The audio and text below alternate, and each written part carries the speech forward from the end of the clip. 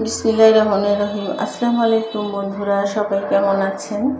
আজ আপনাদের জন্য নিয়ে আসলাম একটা মরিচের ভর্তা। অসাধারণ এই মরিচের ভর্তা রেসিপিটা আশা করি আপনাদের সবার কাছে খুব বেশি ভালো লাগবে। এখানে আমি দুটো শুটকি মাছ নিয়ে নিয়েছি, শুকনো মরিচ নিয়ে নিয়েছি, পেঁয়াজ কুচি নিয়েছি, রসুন নিয়েছি। এখন আমি মরিচগুলোকে ভালো করে টেলে নিব। ভালো করে একটু আস্তে জাল দিয়ে আস্তে আস্তে করে ভাজবো। সামান্য এই সরিষার তেল দিয়েছি একটু, আপনারা চাইলে দিতেও পারেন, অনেকে এমনিও ভাজতে পারেন, আবার আপনারা তেল দিয়েও ভাজতে পারেন। আপনাদের যদি কারো এই রেসিপিটা ভালো লাগে তাহলে অবশ্যই বাসায় তৈরি করে খাবেন এবং কমেন্ট করে আমাকে জানাবেন। মরিচগুলো আস্তে চালে ভাজতে হবে এই কারণে, যাতে করে সুন্দর করে একটু মচমচে হয়ে যায়। আর মচমচে হলে আমাদের ভর্তাটা খেতে আরও বেশি মজাদার লাগে।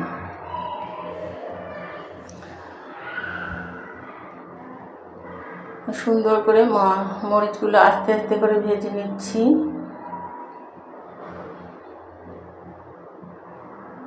দেখুন বন্ধুরা, এবার মরিচগুলো নামিয়ে নিলাম।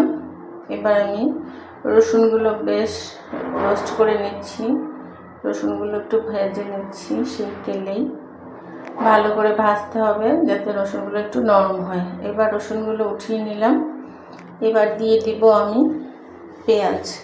পেঁয়াজটাও ঠিক আমি ওভাবে একটু টেলে নিব। আমি বেশি তেল এখানে ব্যবহার করব না, এটা ভর্তাটা আসলে তেল ছাড়াই, মানে তেল ছাড়াই ভর্তাটা ভালো করে টেলে নিব। আমার পেঁয়াজগুলো দেখেন একটু লালচে লালচে যখন হয়ে যাবে তখন আমি পেঁয়াজগুলো নামিয়ে ফেলবো। আমার এই ভর্তা রেসিপিটা আপনাদের যদি সত্যি ভালো লাগে অবশ্যই বাসায় একটু তৈরি করে খাবেন। যখন হঠাৎ জলদি ঘরে কিছু থাকবে না, চটপট একটা ভর্তা খেতে ইচ্ছে করছে, অবশ্যই একটা আপনার হাতের নাগালেই থাকবে। আর সেই সুযোগই আপনারা ভর্তাটা রেডি করে ফেলবেন। সব সময় সব কিছু হাতের নাগালে থাকে না, কিন্তু আমরা মহিলারা যারা কাজ করি, রান্নাবান্না করি, তারা কিন্তু চাইলেই চট করে একটা ভর্তা রেসিপি করে ফেলতে পারি। আর আপনারা যাতে চট করে এরকম একটা সহজ পদ্ধতিতে খুব সহজেই একটা ভর্তা তৈরি করতে পারেন, সেজন্য আমি চটজলদি আপনাদেরকে এই ভর্তা রেসিপিটা দেখিয়ে দিলাম। দেখেন আমার পেঁয়াজটা পুরোপুরি পুড়ে গেছে, লালচে লালচে হয়ে গেছে।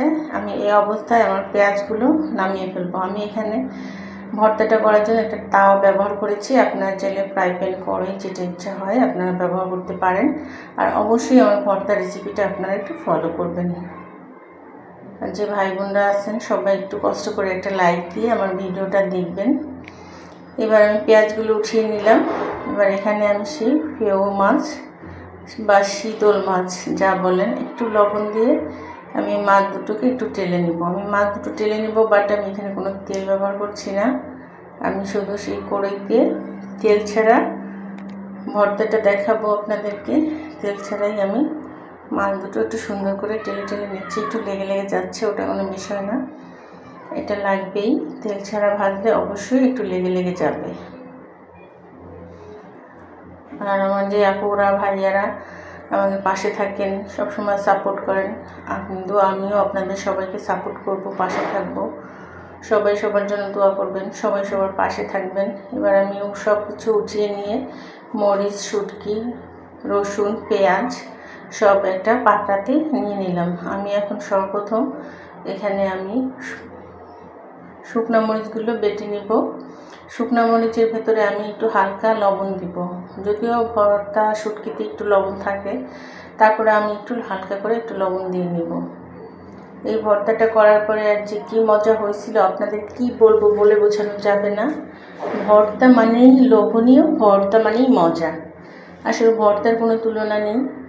আপনারা কি ভাববেন জানি না, আমার কাছে সবসময় ভর্তাটা সবার আগে ভালো লাগে। ভর্তা পেলে আমি মাছ মাংসের দিকে কখনোই এগোই না, ভর্তাটাই আগে খাই। ভর্তার টেস্ট আসলে অন্যরকম। আর শুকনো মরিচ দিয়ে যদি সুন্দর একটা ভর্তা করা যায়, কি বলবো বন্ধুরা, মানে মুখে যে রুচি থাকবে না তারও রুচিটা ফেরত আসবে।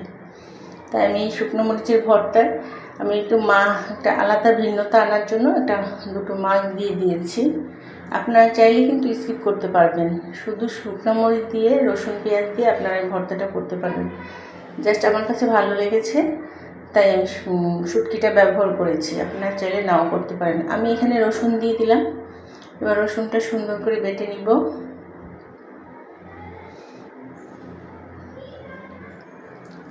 দেখেন আমার রসুনটা সুন্দর বাটা হয়ে যাচ্ছে, রসুনটা বাটা হয়ে গেছে। এবার আমি পেঁয়াজটা নিয়ে নিলাম, পেঁয়াজটাও আমি আদা বাটা করে বাটবো, একদম পুরোপুরি বাটবো না। দেখেন বন্ধুরা কি দুর্দান্ত একটা ভর্তার রেসিপি।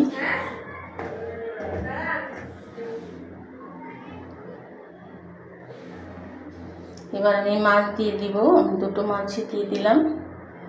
দেখেন বন্ধুরা আমি দুটো মাছ দিয়ে সুন্দর করে মাছের থেকে কাঁটাটা একটু ফেলে দিয়েছি। কাঁটা থাকলে হয়তো বা আপনার মুখে টুকে লেগে যেতে পারে, তাই কাঁটাটা অবশ্যই ফেলে দিবেন। দেখেন আমার ভর্তাটা কি সুন্দর হয়েছে। এই ভর্তা দিয়ে ভাত খেলে বিশ্বাস করেন আর অন্য কোনো কিছু চাই না, শুধু এই ভর্তা দিয়ে খাওয়া যাবে। দেখেন বন্ধুরা আমার ভর্তাটা আপনাদেরকে দেখিয়ে দিচ্ছি, কি দুর্দান্ত মজার একটা ভর্তা হয়েছে। যাই হোক, আপনারা যদি আমার এই ভর্তাটাকে ভালোবেসে থাকেন, ভর্তাটা যদি আপনাদের কাছে পছন্দ হয়ে থাকে, আপনারা অবশ্যই বাসায় তৈরি করে খাবেন। আর কি যে মজার হয়েছিল সেটা বলে বোঝানো যাবে না। আজ এই পর্যন্ত। সুন্দর থাকবেন, সুস্থ থাকবেন, ভালো থাকবেন, সবাইকে ভালো রাখবেন, সুন্দর সুন্দর ভিডিও পরিবেশন করবেন। আজ এই পর্যন্ত শেষ। আল্লাহ হাফেজ।